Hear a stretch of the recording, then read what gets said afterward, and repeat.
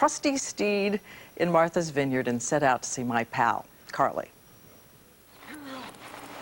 Even my dog George loves heading over to Carly's. There's a wise woman, she's moved right into my heart. The trees are swaying and there's music coming from the barn next to the house she built with James Taylor so many years ago. Follow your sky. La da da da da da da da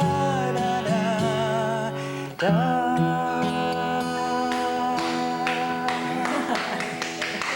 Your personal audience. The house is a songwriter's dream. This is a spiritual home. Yes, it's always been. I came to the house when it was already a cabin in the woods. And so as the babies were born, we had to build rooms on that made life more comfortable. And we had to eventually have a bathroom and things like that, you know. Is it entirely yours, or does it still feel like the house you and James built? Oh, I give James a lot of credit. There are many dormers and odd angles and angular staircases leading to towers that were pretty much James Taylor thought up. Is it hard to live in something built in another life? Well, I think your new life absorbs it, and so therefore what was another life becomes your life now. Good sport, Diane. In her life now, with her new husband, Carly has turned her daughter's old room into a studio where she wrote and recorded the bedroom tapes, not more than 20 feet from her bed. If it's over 20 steps, I get lazy. Lazy about music, though? Lazy about the thing that... If there's an inertia thing. If I'm lying on my bed reading a magazine, which is ground zero, to actually get up when I have an idea in my head of a tune and to go somewhere and put it on tape, if it's more than 20 steps away, I'll think to myself, oh, I'll do that tomorrow. But if it's that close, it's right there. I always keep a pad by my bed, and I always have a tape recorder there too. And so if I wake up in the middle of the night, I also record dreams. So I didn't know until I was just reading through some past material that clouds in my coffee came from sitting on a plane, and there were clouds outside of the plane window reflected in your coffee? Yeah, it was my friend Billy who was sitting next to me. And I looked at the cup of coffee and I said, oh, look, you can see the clouds in the coffee. And Billy said, clouds in my coffee, that would be a good song. And I had it in my notebook for a year before I applied it to the rest of the song, which turned into You're So Vain. At that point, the song had been called Bless You, Ben. Ben, my son, hadn't even been born, but there was this song that went, bless you, Ben, you came in where nobody else left off. There you were, hiding something or other, hiding up in my loft. Talk and trouble took my time, and singing some sad songs.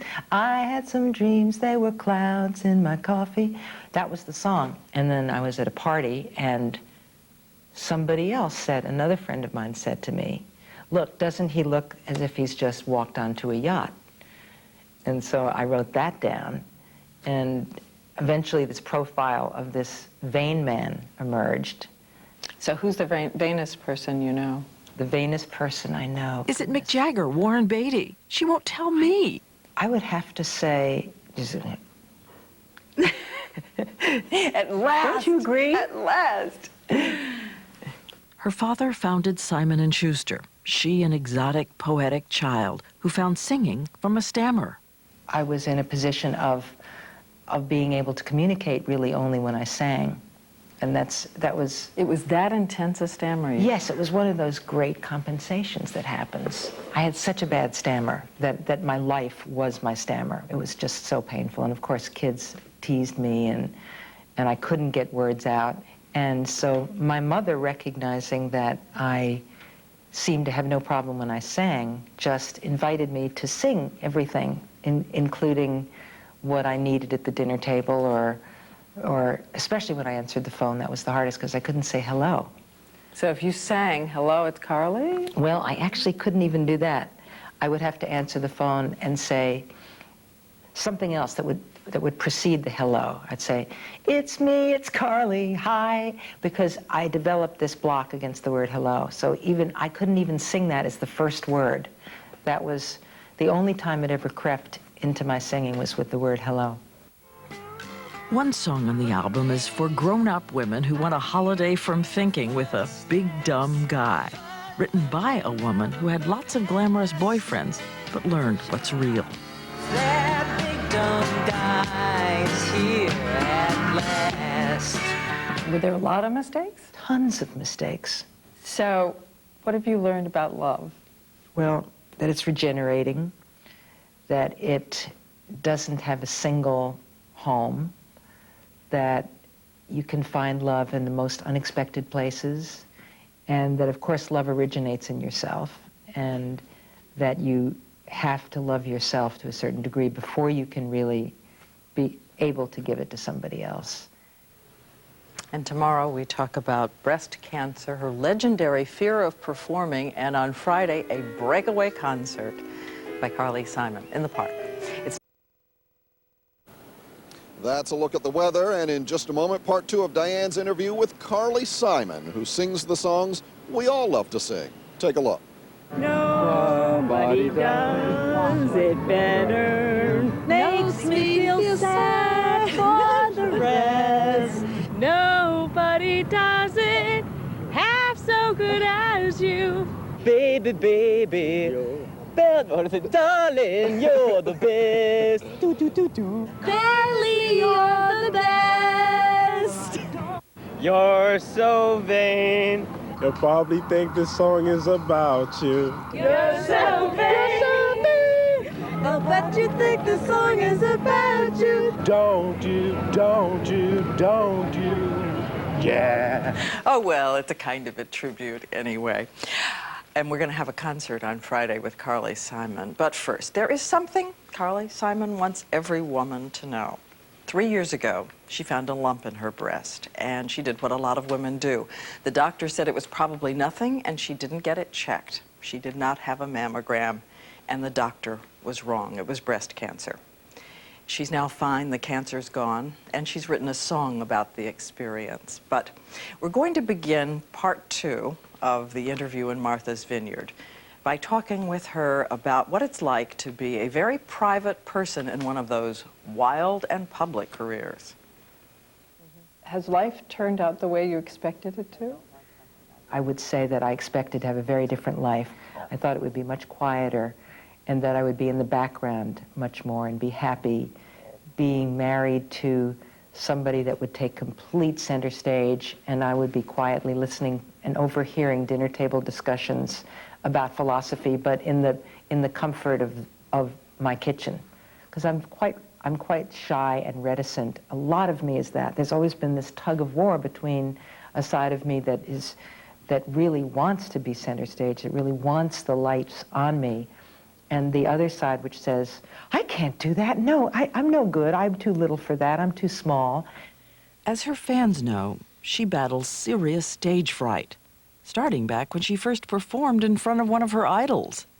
We'd gone to see Odetta earlier that day in concert, and then heard afterward that she was going to come and see us that night. And so I didn't believe it, but I worked myself up into a frenzy, into a real sweat over the thought that Odetta might be there, my hero. And so I just saw her and I fainted right into the table.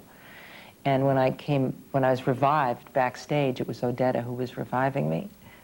In 1981, an attack on stage was so serious, she collapsed. She didn't tour again for 14 years. Then 3 years ago, after all the unnamed fears, a fear she could name, breast cancer, she wrote a song.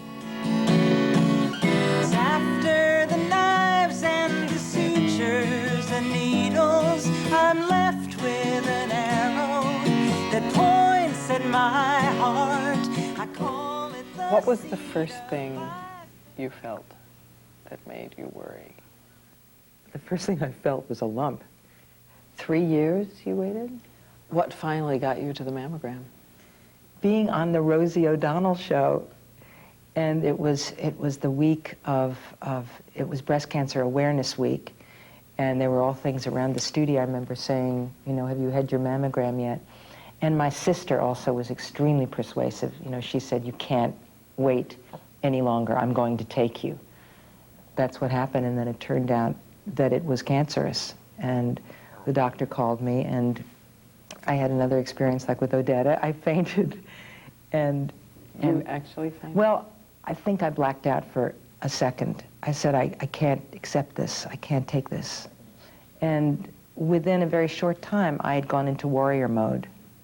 And I thought, you know, I went into that thing, well, okay, I've got it now. I'm going to fight it with everything that I have. I'm going to get rid of it.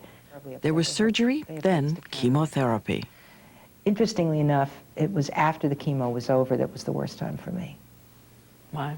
Whatever it was that makes up my particular brain chemistry was so disoriented by the chemo. It is, in fact, called the chemo crazies. I really suffered from depression for 6 or 7 months that was more severe than anything else about the whole experience of cancer.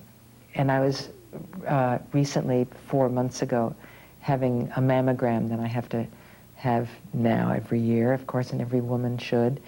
And I was waiting for the results and terrified, and just kind of sitting there thinking, oh my God, how, you know, what if? And the lyrics to the song came to me. It said, a wise woman has moved right into my heart. And the dawn breaks and it's breaking your heart. There's a wise woman, she sits at the end of the bar. She says, look for the signs, you won't have to look far. Lead with your spirit. Follow